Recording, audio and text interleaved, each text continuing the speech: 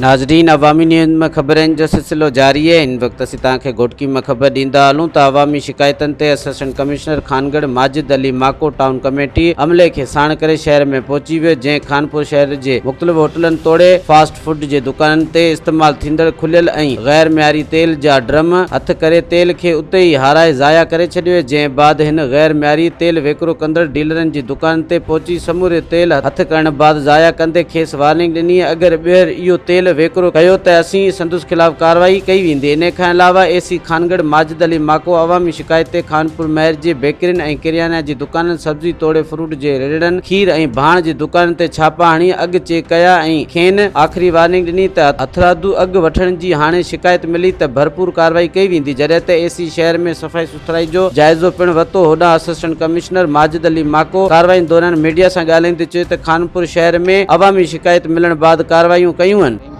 अॼोको जेको असांजो विज़िट हुयो शहर खानगढ़ जो, उहो बेसिकली इन करे कयो वियो त माण्हुनि जूं काफ़ी शिकायतूं हुयूं। हिते खुलियो तेल मिले पियो, ठीकु आहे, जेको सिहत लाइ हानिकार आहे, जंहिंसां काफ़ी मूज़ी मर्ज़ जो बीमारियूं, कैंसर वग़ैरह पैदा थियनि थियूं ऐं माण्हुनि जी सिहत ते उनजो आकारी असरु हुयो। उनजे करे बि असांजो विज़िट हुयो।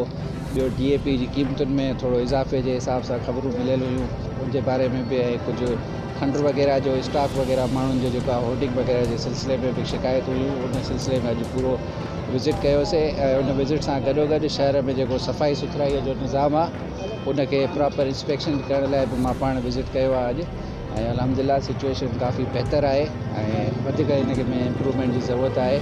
ऐं कुझु जॻहियुनि ते कुझु माण्हुनि खे असां जेको आहे न माना ॾंड बि विधा आहिनि इन सिलसिले में, ऐं जिते उनखे हिकिड़ो असां लास्ट वार्निंग बि ॾिनी आहे त नेक्स्ट टाइम अगरि असांजो विज़िट थियो ऐं उहे कंहिं बि अहिड़े अमल में मुलविस मिलिया त उनजे ख़िलाफ़ु सख़्तु कानूनी कार्रवाई कई। उहो कमु बंदि न थियो आहे, इंशाअल्लाह उहो कमु वरी ॿीहर स्टार्ट थींदो ऐं पंहिंजे मंतक़ी अंजाम ताईं पहुचाईंदासीं तमामु जल्द।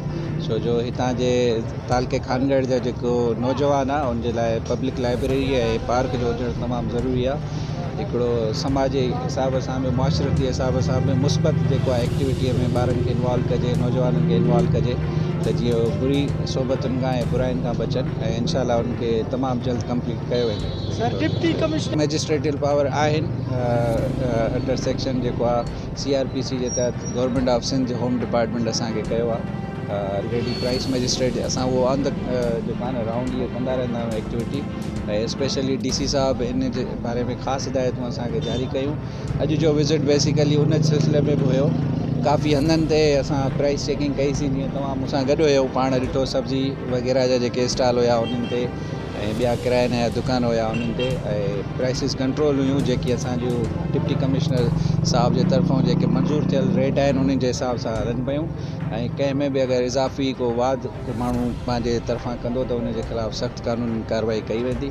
फ़िलवक़्तु असां कंहिं बि माण्हू खे ॾंड न आयो आहे ऐं उन्हनि खे हिकिड़ी लास्ट वार्निंग जे तहत असां हिदायतूं जारी कयूं आहिनि, ऐं नेक्स्ट इंशाअल्लाह मां मुख़्तियार कार साहब खे बि कुझु डायरेक्शन ॾींदुमि, ऐं नेक्स्ट वीक खां असां इहा जेकी प्राइस चेकिंग ऐं प्राइस कंट्रोल जी जेकी एक्टिविटी आहे उनखे डेली बेसिस ते मॉनिटर कंदासीं, ऐं आम माण्हुनि जे लाइ इंशाअल्लाह रिलीफ हूंदो हुनमें काफ़ी।